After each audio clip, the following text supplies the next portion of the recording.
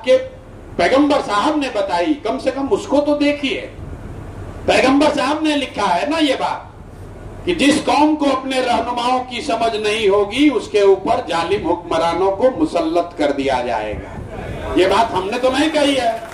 अरे भाई, तो आप ताली बजा रहे हो तो इस लाइन को पूरा पढ़ लीजिए। पैगंबर साहब ने क्या लिखा कि जिसको अपने रहनुमाओं की समझ, जिस कौम को अपने रहनुमाओं की समझ नहीं होगी उसके ऊपर जालिम हुक्मरानों को मुसल्लत किया जाएगा। अब आज का जो हुक्मरान है वो बिहार में हो, देश में हो, आपको जालिम लगता है तो भाई पैगंबर साहब ने क्या कहा, ये जालिम हुक्मरान आपके ऊपर कब मुसल्लत किए जाएंगे, जब आपने अपने रहनुमाओं को चुनने में गलती की होगी। तो ये प्रशांत किशोर कह रहे हैं कि आरजेडी ठीक है, कांग्रेस ठीक है, वो छोड़िए।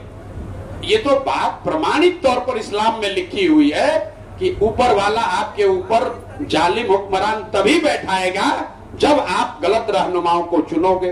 तो आप 30 बरस से गलत रहनुमाओं को चुन रहे हैं, इसीलिए ये दुर्दशा में पड़े हुए हैं और वो कोई नहीं सुधार सकता है। जब तक मुसलमानों की अपनी समझ नहीं होगी तब तक इसको कोई नहीं सुधार सकता है। आप आए हैं हमारे पीछे, अरे भाई प्रशांत किशोर जी नया आदमी आए हैं, आप कितना हिस्सेदारी दीजिएगा, कितना सीट लड़ाइएगा। मुसलमानों की दुर्दशा देखिए, आपकी आबादी है 18%। आप लोग ज्यादातर मुस्लिम साथी कहते हैं कि भैया हम लोग को हिस्सेदारी नहीं मिलती है। बिहार में कुल आबादी के हिसाब से आपके 40 विधायक होने चाहिए थे, हैं सिर्फ 19। ये बड़ी चर्चा भी आप लोग करते हैं। मैं आपको बता रहा हूं ये चर्चा का विषय ही नहीं है, ये चर्चा का विषय होना ही नहीं चाहिए। क्यों? अरे भाई, राजद वालों ने, कांग्रेस वालों ने आपको टिकट नहीं दिया इसलिए आपके 19 ही विधायक हैं। चर्चा का विषय ये होना चाहिए कि बिहार में आबादी के हिसाब से 1650 मुसलमान मुखिया होना चाहिए। है कितना? 1200 से कम। आबादी के हिसाब से 27,500 वार्ड सदस्य मुसलमान होना चाहिए। है कितना? 11,000 से कम। अब आप हमको बताइए कि आपको मुखिया बनने से किसने रोका? आपको वार्ड सदस्य किसने बनने से रोक दिया? किसी ने पूछा आप कैसे कम्युनलाइजेशन रोकिएगा? अरे भाई, आप जब राजनीति में आप और आपके बच्चे शामिल ही नहीं हो रहे हैं तो आपकी जड़ मजबूत होगी ही नहीं, तो आपका लीडरशिप पैदा ही कहां से होगा? लालू जी ने आपका सबसे बड़ा नुकसान ये किया कि आपके दिमाग में बैठा दिया कि अगर जिंदा रहना चाहते हो, सुरक्षित रहना चाहते हो तो मेरा लालटेन लेके चलते रहो, अपने पैर पर मत खड़ा हो। ये बात आपको लालू जी ने बता दी और ये उन्होंने सबसे बड़ा नुकसान किया है। इस बात को आप समझिए। लालू जी विधायक का टिकट दे ना दे, मुसलमानों के मन में ये बात आ गई है कि हम राजनीति में लड़कर अपने बल पर नहीं खड़ा हो सकते हैं, हम जीत नहीं सकते हैं। इसीलिए आपके समाज के लड़के वार्ड सदस्य भी नहीं लड़ते हैं, इसीलिए वो मुखिया भी नहीं लड़ते हैं जितना लड़ना चाहिए। तो अगर आप अपने पैर पर नहीं खड़ा होइएगा तो आपको कोई ना कोई रहनुमा ढूंढना पड़ेगा और जिसके पीछे चलिएगा वो आपको ठगेगा ही ठगेगा। भाई, किसी के पीछे चलिएगा, आपकी अपनी क्षमता नहीं है तो वो ठगेगा ही ठगेगा। ठगना मतलब अपना उसका काम निकल जाएगा तो आपको नहीं पूछेगा। तो अगर आपको अपनी दशा सुधारनी है तो किसी दल को वोट दीजिए, नहीं दीजिए वो आपका व्यक्तिगत मामला है, लेकिन जरूरत इस बात की है कि मुसलमान समाज के लोग राजनीति में, लोकतंत्र में अपनी भागीदारी सुनिश्चित करें। निचले स्तर से, समाज के स्तर से अपने बीच से ऐसे लोग खड़ा करें जो आपकी नुमाइंदगी कर सके। वो अगर आप नहीं कीजिएगा तो आपको हमेशा कोई ना कोई आपके नजर में धोखा ही देगा। भाई, आप ही के इस्लाम में बताया गया है कि बिना जद्दोजहद के जीवन में कुछ हासिल नहीं होता है। लेकिन मुसलमान आज क्या चाहता है? कोई तेजस्वी यादव, कोई राहुल गांधी, कोई प्रशांत किशोर, कोई ममता बनर्जी आ जाए, अब भाजपा को हरा दे, हम लोग फिर सुकून का जिंदगी जीने लगे। अरे मेरे भाई, ये नहीं हो सकता है। इसलिए नहीं हो सकता है कि आपके पैगंबर साहब ने बताया है कि जीवन में अगर कुछ हासिल करना है तो जद्दोजहद करनी पड़ेगी। अगर इस बात में दम नहीं होता तो आपके इस्लाम में ये बताया गया होता कि जद्दोजहद मत करो, चुपचाप बैठे रहो, मौके के इंतजार में रहो, जब बढ़िया मौका आएगा तो अपने आप जीवन सुधर जाएगा। ऐसी बात नहीं है। तो जो भी मुस्लिम साथी यहाँ हैं, मैं आपसे आग्रह करूंगा, आपको जिसके साथ रहना है रहिए, जिसको वोट देना है दीजिए, लेकिन कम से कम अपने बच्चों को अपने बीच से काबिल लड़कों को, नौजवानों को राजनीति में लाइए। जब तक आपके बच्चे राजनीति में नहीं आएंगे, मुखिया, विधायक, सरपंच नहीं बनेंगे, तब तक आपके भले की बात नहीं हो सकती है।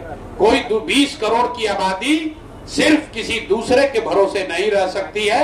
आपको दूसरे के साथ रहना है, सिर्फ उसके भरोसे नहीं रहना है। तो ये हो गई मुसलमानों की बात। अब 2 बात मैं आपको बताऊंगा कि जन सुराज, 3 बात जो महत्वपूर्ण है कि शिक्षा कैसे सुधारेगा, पलायन कैसे रोकेगा, और तीसरी बात बिहार में भ्रष्टाचार कैसे कम होगा। तो उल्टा ही शुरू कर लेते हैं, भैया बिहार में भ्रष्टाचार कैसे खत्म होगा।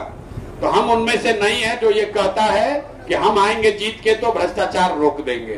कोई किसी के पास दुनिया में ये सॉल्यूशन नहीं है, उपाय नहीं है कि वो जीत कर आएगा, कोई कानून बना देगा, भ्रष्टाचार खत्म हो जाएगा।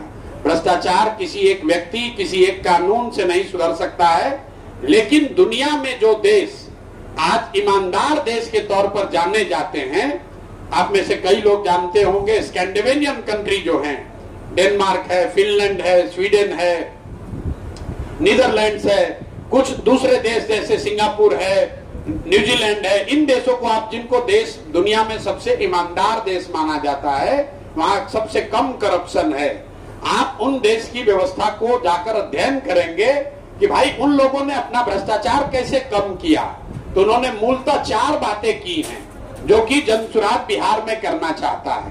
पहली बात उन्होंने ये की कि समाज में ये चेतना जगाई कि आप ईमानदार लोगों को चुनकर भेजिए। तो जनसुराज ये कह रहा है कि भाई जब कैंडिडेट कल खड़ा हो, जनसुराज से कोई अच्छा कैंडिडेट, मान लीजिए गलती से खड़ा हो गया कोई गलत कैंडिडेट, तो उसको भी आप वोट मत दीजिए। हर हालत में अच्छे आदमी को ही वोट दीजिए, चाहे वो जीते हारे, वो किसी दल का हो, गलत आदमी को वोट मत दीजिए। तो जब अच्छे प्रतिनिधि चुनकर आएंगे तभी एक अच्छी व्यवस्था बन सकती है। दूसरा उन्होंने क्या किया, उन्होंने बहुत बड़े पैमाने पर सत्ता और संसाधन का विकेंद्रीकरण किया। मतलब आज जो पूरी बिहार की व्यवस्था चलती है उसको 5-7 अफसर और 5-7 नेता मंत्री चलाते हैं। वहीं से सब कुछ तय होता है, वहीं से सारा चीज डिसीजन लिया जाता है, वहीं से फंड एलोकेट होता है, वहीं से चोरी की शुरुआत होती है। तो इन देशों ने ये सिखाया कि अगर आप सत्ता और संसाधन का बड़े पैमाने पर विकेंद्रीकरण कर दें तो उससे भी करप्शन को कम करने में आसानी होगी। तो जनसुराज उस पर क्या कह रहा है कि अगर जनसुराज की व्यवस्था बनी तो पंचायती राज की जो संस्थाएं हैं इनके जरिए कम से कम 1/3 विकास का राशि खर्च किया जाएगा।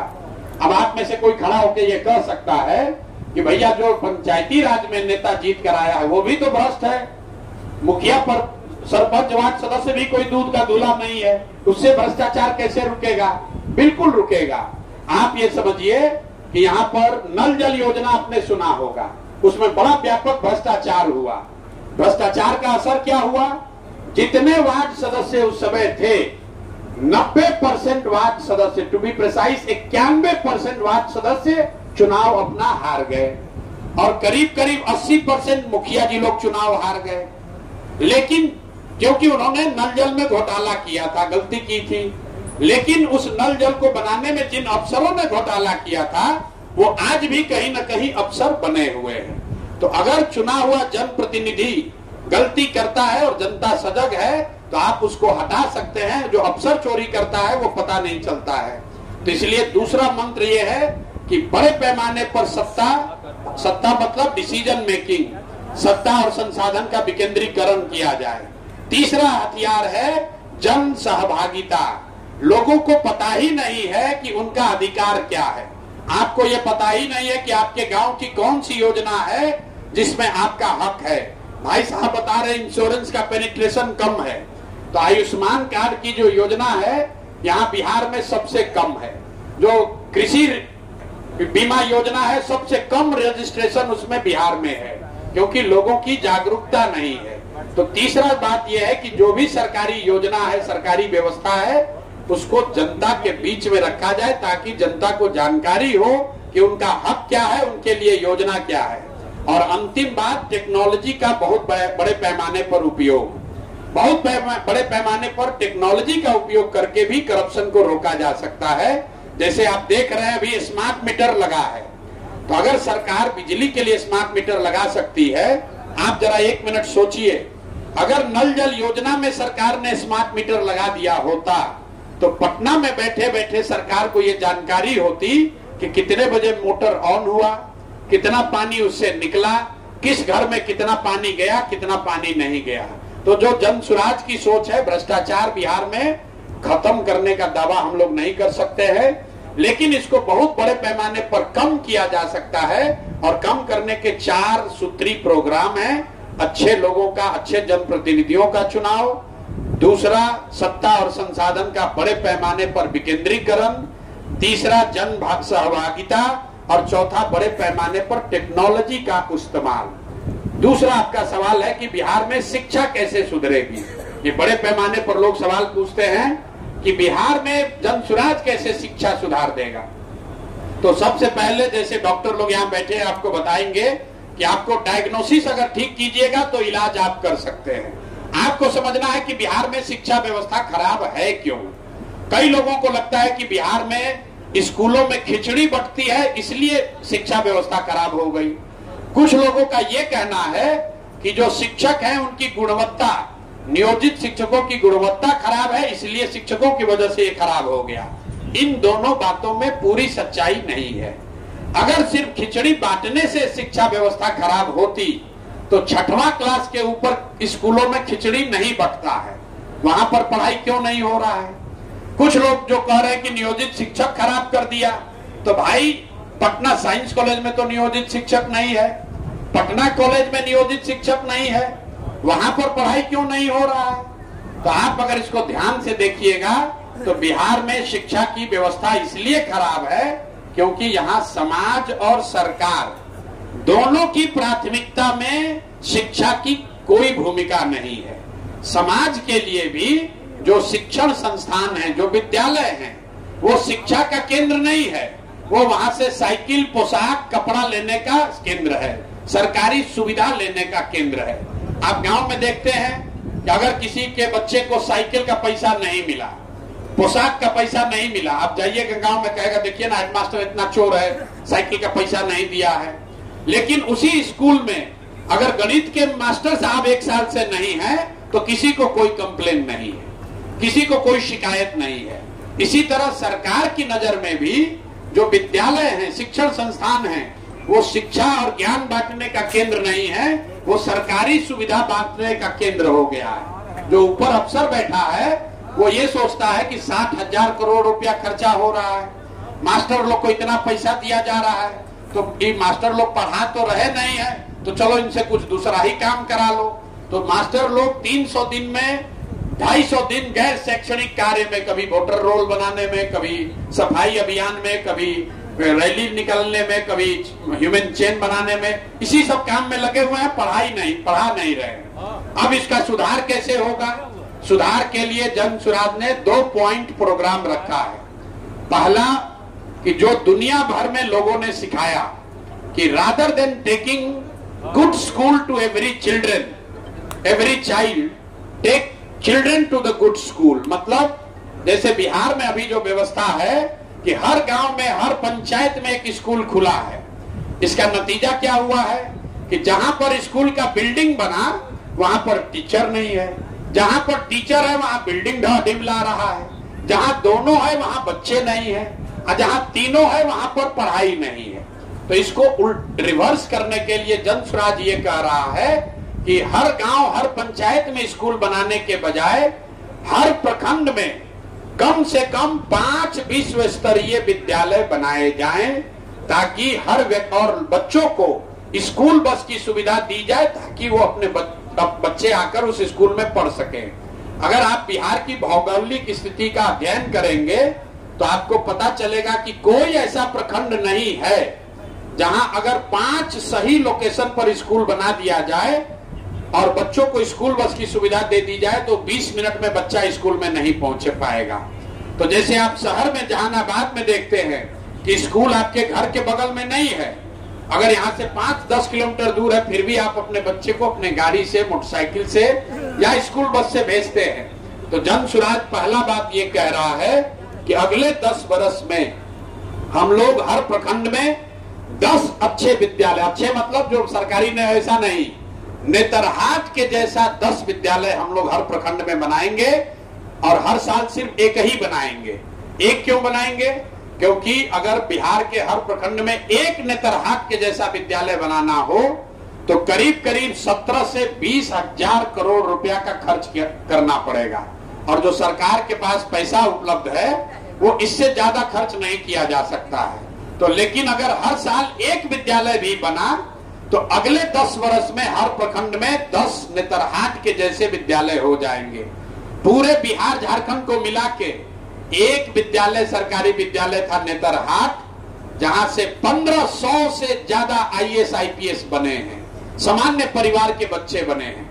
आप अंदाजा लगाइए कि अगर एक नेतरहाट से 1500 लोग सिविल सर्विस कंप्लीट किए, IAS IPS बन गए, अगर हर प्रखंड में 5 विद्यालय हो तो कितने लोगों का, कितने परिवारों का, कितने बच्चों का जीवन सुधर जाएगा।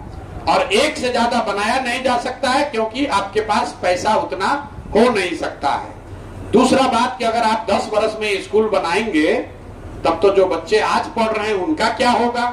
उनके लिए जन सुराज ये कह रहा है कि जब तक सरकारी विद्यालय नहीं सुधरेगा, जब तक ये अगले 5 साल 10 साल में हम लोग विद्यालयों की स्थिति पूरी तरीके से ठीक ना कर लें, तब तक आपके पास, समाज के पास ये अवसर होगा, वे परिवारों के पास ये अवसर होगा कि आप अपने बच्चे को प्राइवेट संस्थान में, अंग्रेजी स्कूल में पढ़ाइए और उसको पढ़ाने का फीस और खर्चा सरकार की ओर से दिया जाएगा।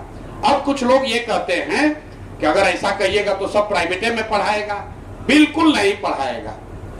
ये पूरे दुनिया का रिसर्च है कि अगर सरकारी और प्राइवेट दोनों विकल्प जनता के पास उपलब्ध हो और दोनों समान भी हो तो लोग सरकारी विद्यालयों में, इस कॉलेज में पढ़ना चाहते हैं। मान लीजिए कि आपको कोई कहेगा कि आपके बच्चे को साइंस कॉलेज में पढ़ने की सुविधा है, और अगर साइंस कॉलेज, अब दूसरा विकल्प आपके पास है कि आप अपने बच्चे को MAT में पढ़ाइए, उसका खर्चा सरकार देगी, तो यहाँ बैठा हुआ हर आदमी कहेगा कि भैया MAT नहीं चाहिए, हमको अपना बच्चा साइंस कॉलेज में पढ़ाना है। अगर आपको कोई कह दे कि आपका बच्चा पटना मेडिकल कॉलेज से मेडिकल कर